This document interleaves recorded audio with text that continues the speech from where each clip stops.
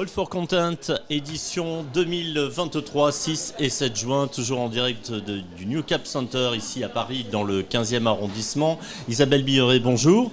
Bonjour. Vous êtes la directrice du développement commercial de Dalim Software. Dalim Software, une solution pour la production et la diffusion des contenus marketing. Vous allez nous expliquer tout ça dans les détails parce que visiblement vous avez une société multifacette. Oui, je dis toujours, en fait, on a une solution, ça dépend de quel côté du prisme on la regarde.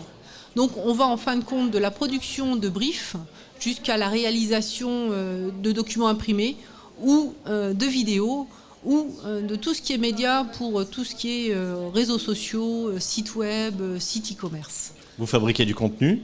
Alors, on ne fabrique pas le contenu, nous. On va gérer, on va donner en fin de compte la possibilité à nos clients de pouvoir tout simplement le gérer de manière efficace en mettant en place des workflows. Le premier auquel on pense, c'est tout ce qui est validation.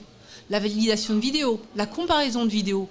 Ça, on peut l'appliquer à l'image, on peut l'appliquer au packaging avec tout ce qui est gestion des versions, tout ce qui est aussi gestion de comparaison automatique avec annotation en ligne. Donc en fait, vos clients vous apportent un contenu prêt à diffuser et ensuite vous retravaillez la façon de diffuser ce contenu, de l'exploiter. Alors nous, en fait, on met cette plateforme à leur disposition et c'est la plateforme qui va les aider tout simplement à produire plus de contenu, plus personnalité et de manière beaucoup plus agile. Donc vous êtes vraiment facilitateur pour les accompagner à produire du contenu. Tout à fait, tout à fait. En fin de compte, que ce soit de la vidéo, aujourd'hui on est sur vraiment un boost total de la production de vidéo, tous médias confondus. L'objectif, c'est on fait une vidéo pour un produit, on a besoin de la valider, on a besoin de la traduire, on a besoin effectivement de s'assurer qu'elle est cohérente et puis de s'assurer surtout qu'elle est cohérente par rapport à un pays, mais par rapport à un contexte international. Donc on a ce qu'on appelle des cycles de validation. Par rapport à la cible du client, vous allez personnaliser cet accompagnement ? Tout à fait. Alors effectivement, si on est avec des donneurs d'ordre, de la grande distribution, on est très présent par exemple au niveau de tout ce qui est emballage, cycle de gestion des emballages, qui est vraiment quelque chose de complètement opposé à si on s'inscrit plus dans le monde par exemple de l'édition. Alors si on veut vulgariser un petit peu, ça se passe comment ? Je dis toujours, on vient nous voir la première fois pour essayer de mettre en place un système qui va vous aider à automatiser et accélérer vos cycles de validation. Là, vous allez pouvoir avoir un gain entre 20 et 30%, c'est à peu près ce que gagnent nos clients sitôt qu'ils déploient. C'est tout simplement... Gain de temps, gain d'argent ? Gain de temps, qui dit temps dit argent.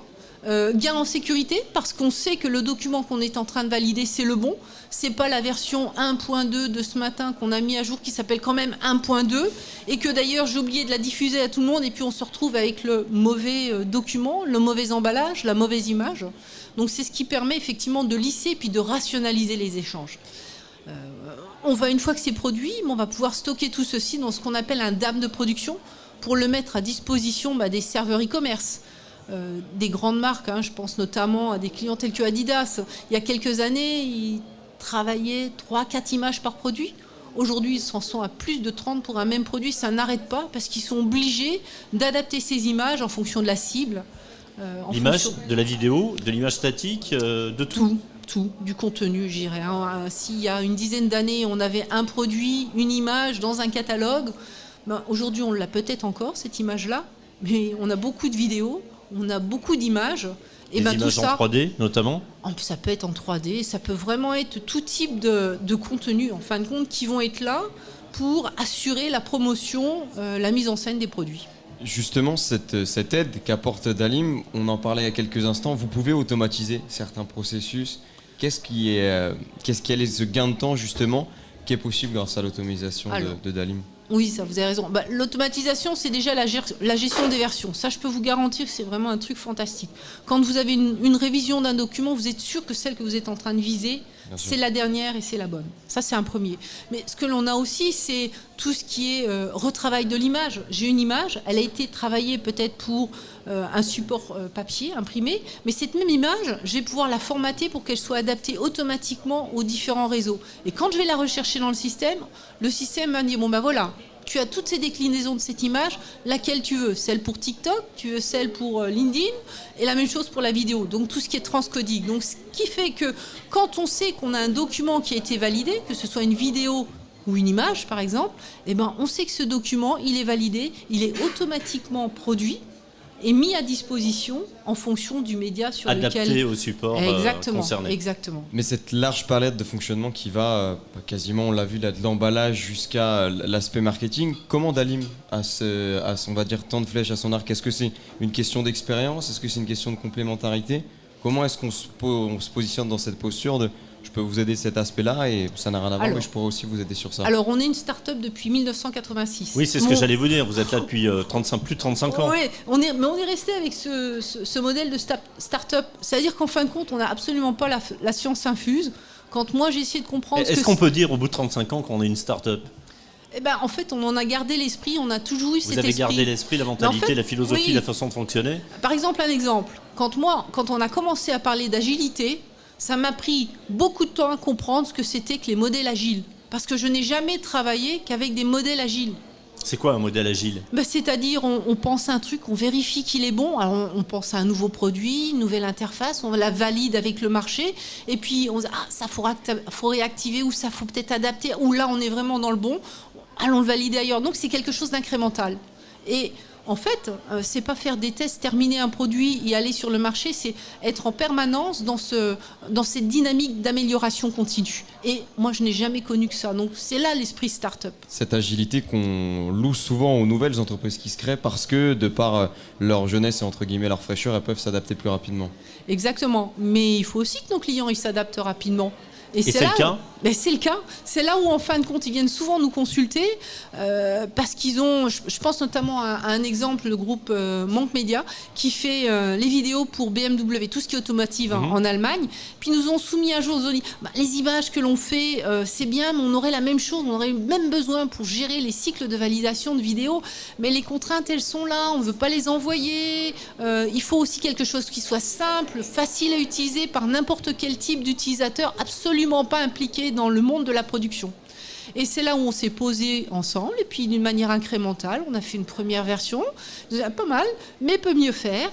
On a amélioré, et depuis, en fin de compte, en fait, on s'est toujours inscrit dans cette dynamique. Vous devez toujours être dans la tête du client, en fait. C'est un état d'esprit, en fin de compte. Essayer de comprendre les autres, l'empathie. Se mettre un peu à sa place. C'est de l'empathie. L'empathie, l'écoute.